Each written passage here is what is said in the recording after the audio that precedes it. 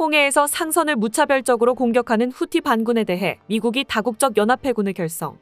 후티 반군과의 무력 충돌도 불사하겠다고 선언했지만 후티 반군은 오히려 미국이 공격하면 반격하겠다고 선언하고 더 가열차게 민간 선박에 대한 해적질을 일삼고 있습니다. 그런데 후티 반군이 뭘 믿고 이렇게 설치나 했더니 그 배후에 다름 아닌 중국 해군의 배신이 있었다는 충격적인 사실이 드러났는데요. 국제법을 어기고 국제 질서를 위협하는 중국의 이적 행위에 현재 러시아와 함께 중국의 UN 상임이사국 자격을 박탈해야 한다는 목소리가 높아지고 있는 상황입니다. 과연 홍해에서 무슨 일이 일어나고 있는 것인지 자세한 소식 알아보도록 하겠습니다. 후티 반군의 홍해 활동으로 중동 해역에 파견되어 있는 각국 해군들이 호송 임무를 위해 그 어느 때보다 바쁘게 움직이고 있지만 전 세계 해상무역로의 척추라고 할 수 있는 홍해이기에 밀려드는 선박을 전부 지켜내기에는 무리가 있는 상황입니다. 현재까지는 우리 선박이 후티 반군에게 공격당하거나 납포당했다는 소식은 들려오지 않았지만 덩달아 소말리아 해적까지 기승을 부리며 이들에 의해 한국에서 출발했던 화물선이 납포당했다는 충격적인 소식이 전해졌는데요. 지난 12월 18일 한국을 떠난 몰타 국적의 벌크선이 예멘 인근의 소말리아 해적들에게 납포된 사실이 드러났습니다. MV루에노는 14일경 예멘과 소말리아 근처 아라비아해에서 구조 신호를 보냈고 영국 해군 해사무역기구에서는 선박이 예멘만을 지날 때 신원이 확인되지 않은 사람 6명이 승선했다는 것을 확인해 주었습니다. 청해부대를 비롯한 각국 해군의 소탕 활동으로 최근 화동이 뜸해졌었던 소말리아 해적들이 이스라엘 전쟁과 후티 반군의 활동으로 중동 정세가 불안해지자 다시 기승을 부리기 시작한 것이죠. 이번에는 외국 선박이었지만 같은 항로를 사용하는 한국 선박 역시 언제 해적이나 후티 반군의 공격에 당할지 모르는 상황인데요. 그런데 황당한 사실 하나가 공개되었으니 루에노가 피랍당하던 당시 인근 해역에 중국 군함 세척이 있었지만 어떤 대응도 하지 않았었다는 것입니다. 현재 한국 해군 역시 미국의 다국적 연합해군에 합류할 것을 요청받아 청해부대의 홍해 파견을 비롯하여 다양한 대책을 논의하는 중입니다. 전 세계 국가들이 후티 반군 문제를 해결하기 위해 골머리를 썩고 있는 이 와중에 중동 해역에 전개되어 있는 중국 해군 함대가 후티 반군의 공격을 받는 민간 선박들의 구조 요청을 무시하며 후티 반군의 활동을 방조하고 심지어 지원까지 하고 있다는 폭로가 터져나와 글로벌 해운업계를 한바탕 뒤집어 놓았습니다. 얼마 전 중국 관영방송 CCTV에서는 중국 해군이 아덴만에서 호위 임무를 수행한 지가 어느덧 15주년이 되었다고 기념하는 영상을 올렸었습니다. 중국 해군에서는 2008년 해군 기동부대를 출범시킨 이후로 중국 해군이 아덴만에서 1600회의 호위 임무를 수행하고 7200척의 중국 및 외국 선박을 보호했다고 밝혔습니다. 자국의 위대한 해군이 수천 척의 선박을 해적으로 보호하며 국제 질서 확립과 국제 평화에 공헌했다는 전형적인 선전 영상이었죠.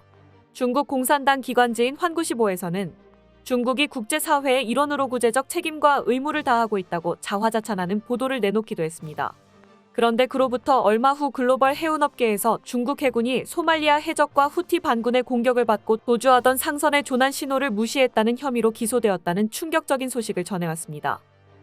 지난 11월 말 아덴만 지역에서 한 무역 선박이 두 해적 집단의 로켓과 드론 공격을 피해 대피하며 국제공용 통신망을 이용해 인근에 있었던 중국 함대에 긴급 구조 요청을 보냈었지만 중국 해군은 응답조차 하지 않고 그저 사태를 관망했었다고 합니다.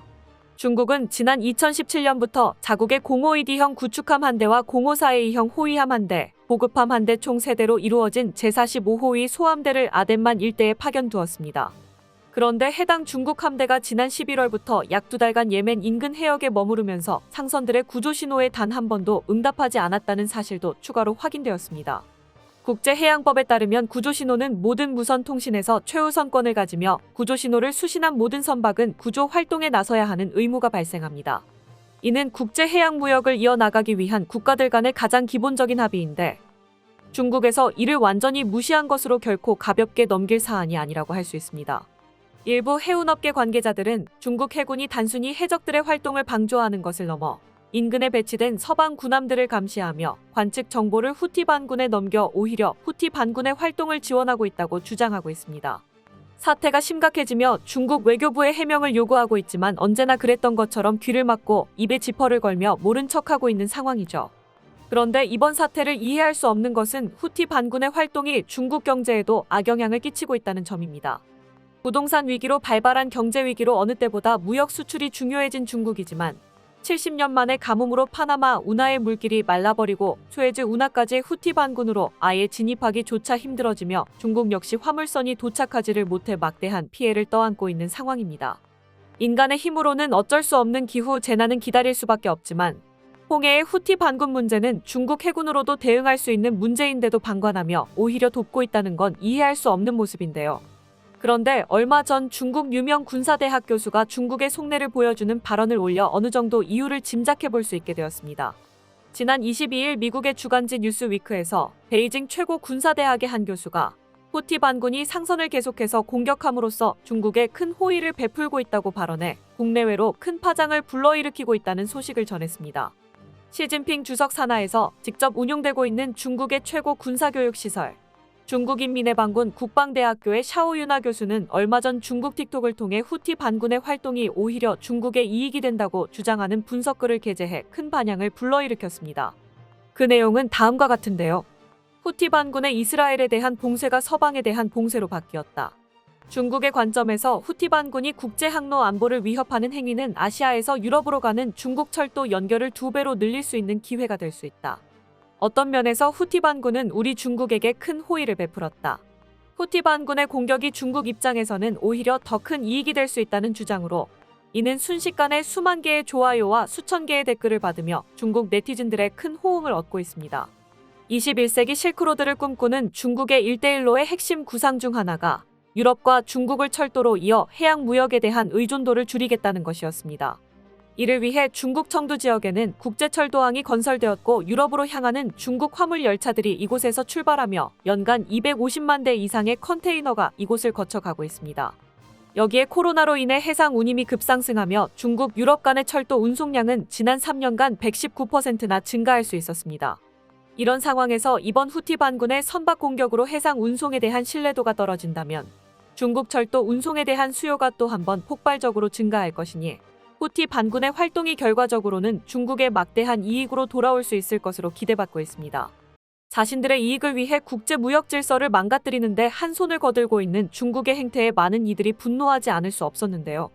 미국 역시 이런 중국의 만행을 가만히 지켜보고만 있지 않을 거라고 선언했습니다.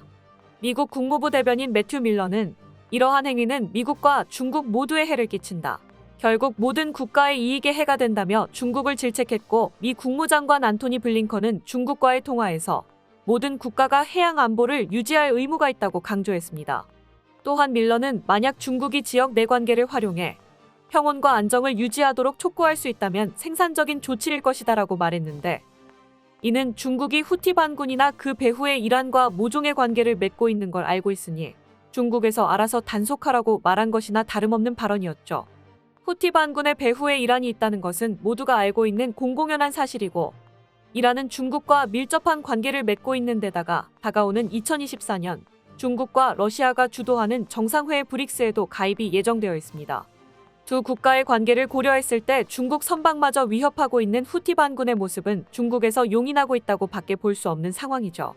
그리고 후티 반군의 위협을 용인하며 중국 철도 수출을 늘리겠다는 중국의 발상은 그럴싸해 보이지만 결국엔 제살 파먹기라는 걸 알 수 있는 부분이 현재 해상무역 의존도가 가장 높은 국가가 중국이기 때문입니다. 현재 중국 기업들도 후티 반군으로 인한 무역난에 발을 동동 굴리고 있습니다.